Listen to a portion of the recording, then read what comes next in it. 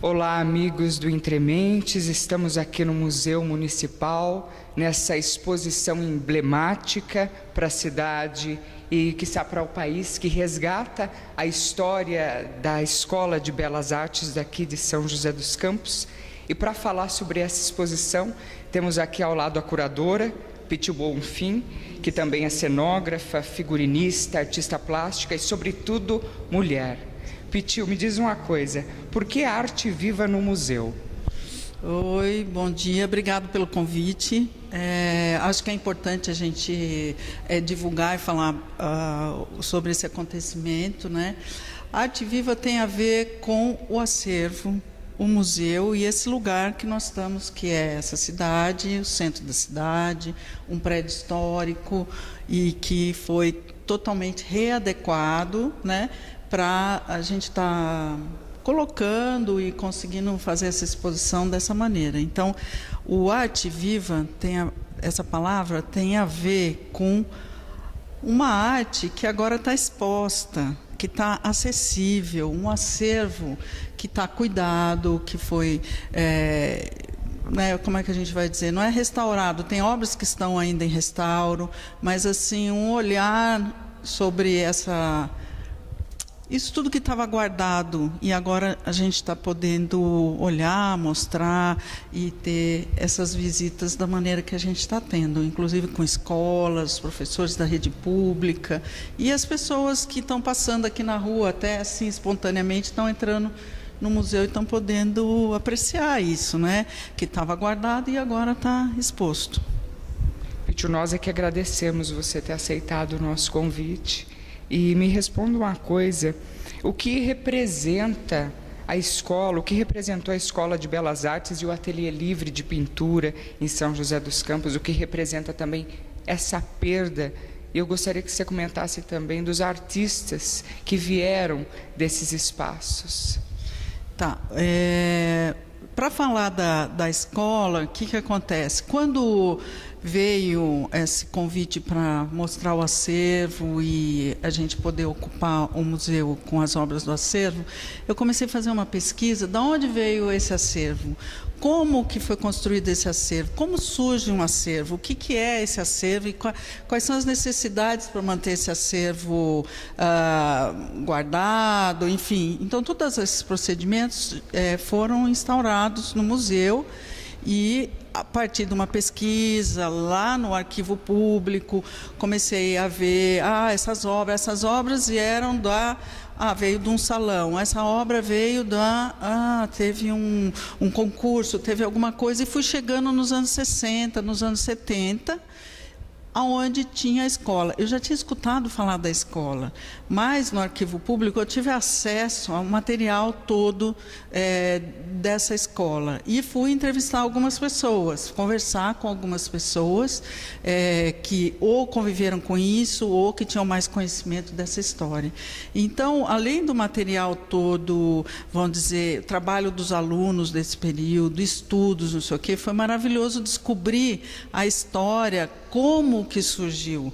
Então, assim, teve um contexto todo político e social e cultural também em São José que propiciou a vinda do Johan Gutlisch, que é um artista holandês que já era conhecido, que já tinha um trabalho na Holanda, e vem a convite do Titilo Matarazzo para São Paulo para uma exposição no MAM, né?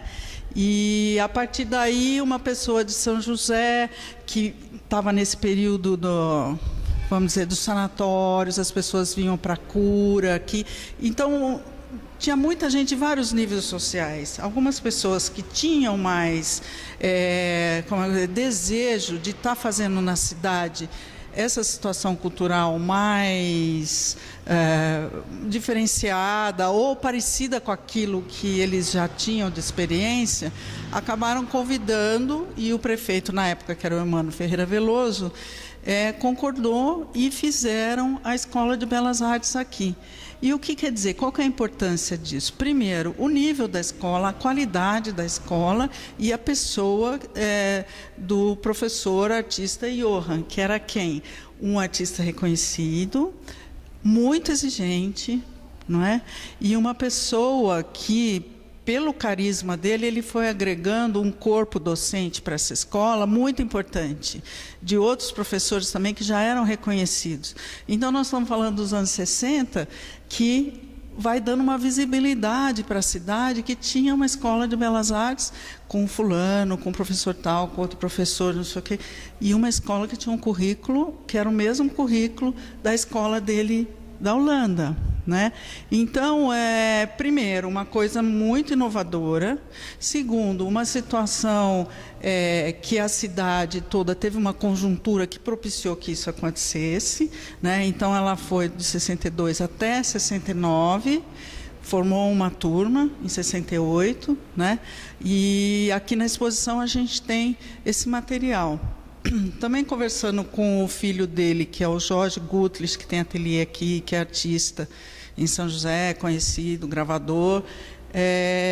Tive muitas informações, e inclusive materiais que eram dele, que ele usava na escola, de modelo para os alunos trabalharem, não sei o que, estão aqui expostos hoje, porque ele emprestou para a gente, né? Então, eu acho que quando eu cheguei nessa pesquisa, eu fiquei muito entusiasmada com essa história, e a gente tem uma história da arte na cidade, né? E eu acho que é maravilhoso a gente poder estar falando disso com essa qualidade de trabalhos que a gente tem no acervo, e essas obras aqui que estão emprestadas. Na sequência, surge o Ateliê Livre, que era o quê? Então, nesse contexto todo que era da escola, que tinha já esse conhecimento das pessoas, e outras pessoas começam a vir para São José, alguns médicos, professores, enfim, têm um desejo de fazer pintura, de se encontrar, falar de arte, né?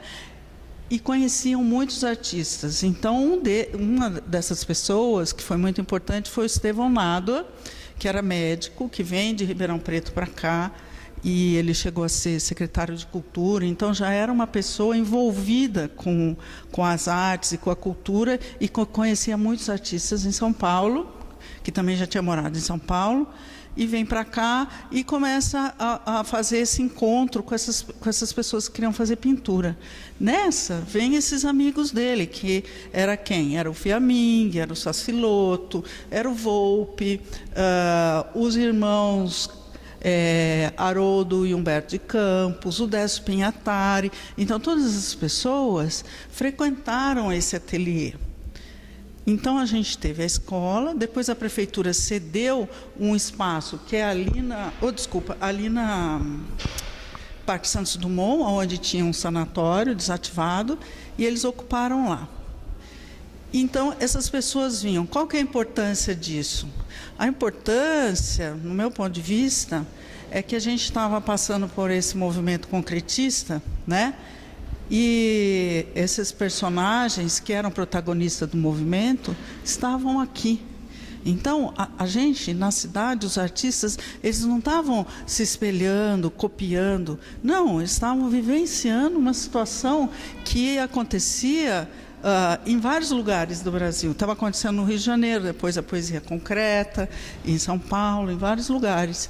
Então, esses pensadores, esses artistas que estavam nessa pesquisa estética, estavam aqui em São José. Então, para mim, isso é uma coisa muito importante da gente revelar, né, nessa história, porque isso aconteceu. Em 69, a escola passa para Instituto de Artes. Tinha um desejo de transformar em Instituto de Artes. Olha que maravilhoso, né, se a gente tivesse continuado.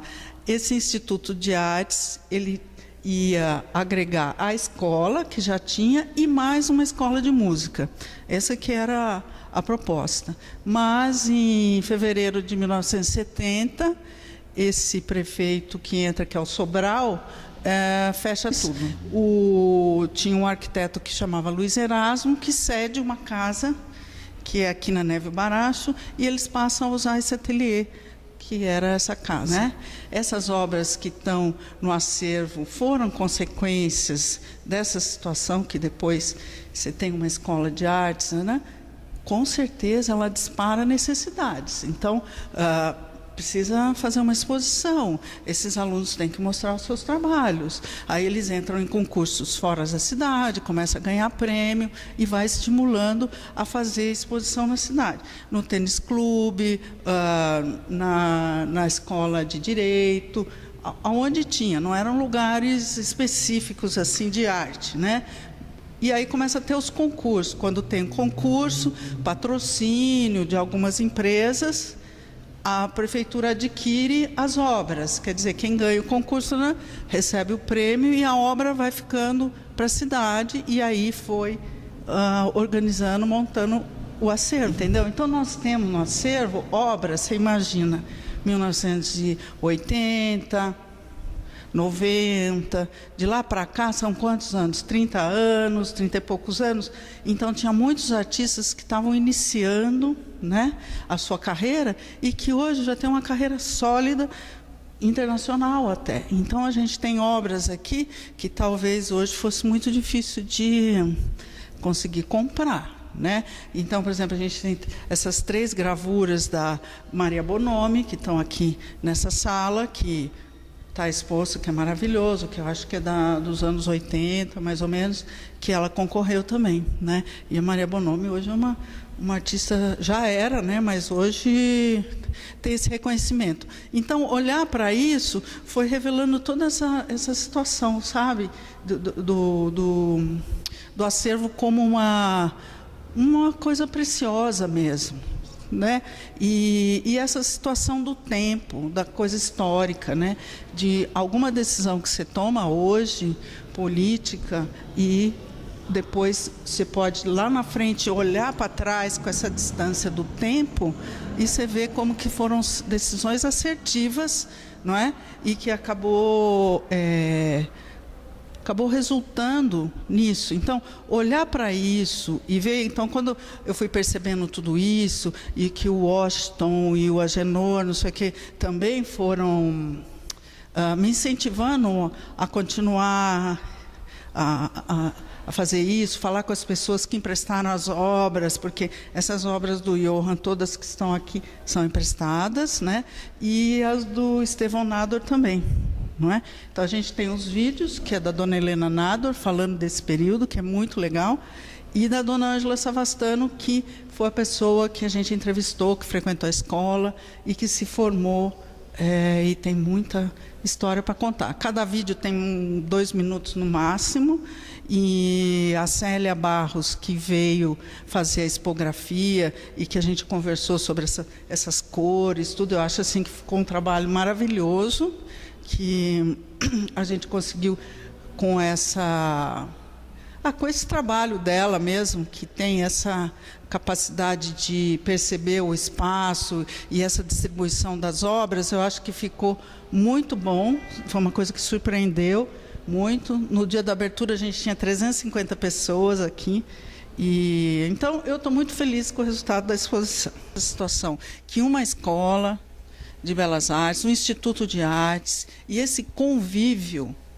com essa cidade poderia, sabe, trazer essa relação de uma maneira mais interessante, provocando, inclusive, coisas assim inéditas, sabe? São José é uma cidade protagonista de propostas inovadoras, sabe? Em meio ambiente, em transporte, não sei, acho que esse lado mais humano e social da cidade podia estar mais integrado com todas essas outras, vamos dizer, esses produtos e tudo isso que a cidade traz, e traz pessoas do mundo inteiro para cá, né?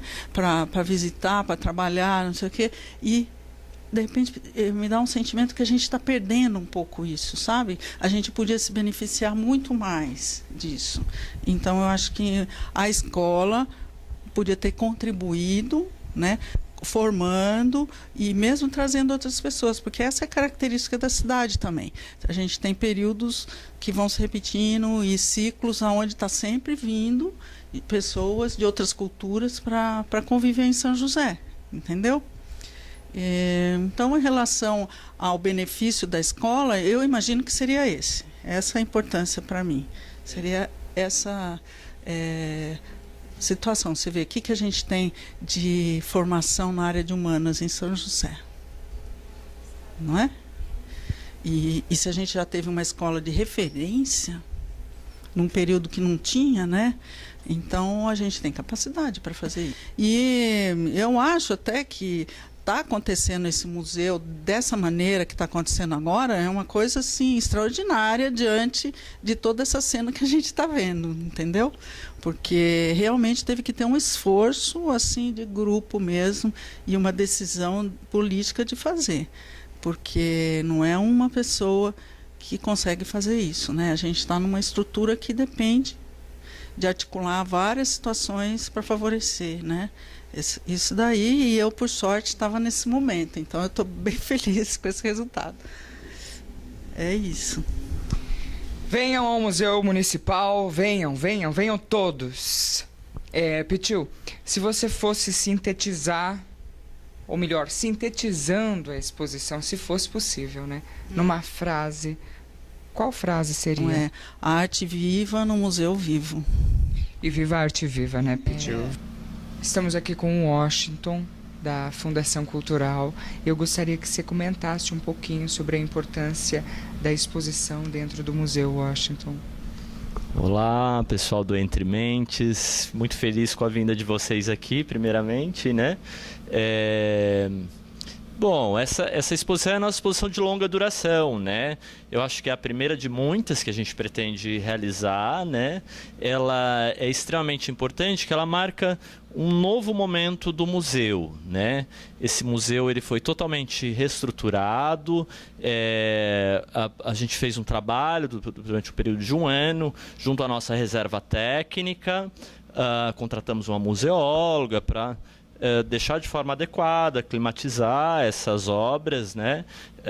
Essas importantes obras que nós temos no acervo, e a sequência disso foi convidar a Pichu para fazer a curadoria e ter um recorte específico que é esse período, né, da década de 60, e falando sobre a Escola de Belas Artes, o Ateliê Livre, assim como os salões que São José teve até a década de 80, né? Ela marca, como eu coloquei, ela marca esse novo momento que a gente está sistematizando, a gente está criando um sistema municipal de museus, então a gente começa a dar uma identidade para o museu, porque era muito vago, né? Museu Municipal, mas as pessoas ainda confundem aqui como Câmara Municipal de São José dos Campos, né?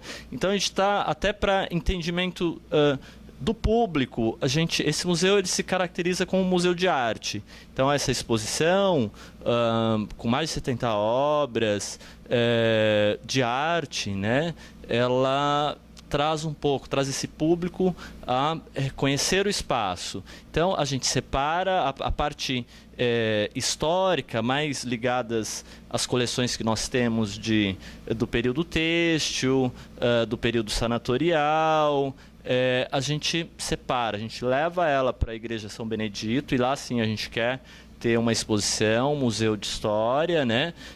Se tudo der certo, até o segundo semestre a gente está abrindo essa nova exposição, e este aqui, o museu, ele passa a ser um museu de arte, né? Então, acho que em menos de pouco mais de um mês, a gente já está com mais de 1.000 visitantes. A gente tem feito um trabalho forte junto aos professores de arte também, da rede municipal daqui de São José dos Campos, para que eles conheçam um pouco desse nosso acervo, dessa nova obra, desse novo momento do museu, e tragam os seus alunos, né? E que o público tem que frequentar. Aparentemente é um número bacana, mais de 1.000 pessoas visitarem isso para um museu, é um número fantástico, né? Principalmente para um museu com pouca identidade, que ainda está se entendendo ainda enquanto espaço cultural, né, aqui do centro da cidade de São José dos Campos.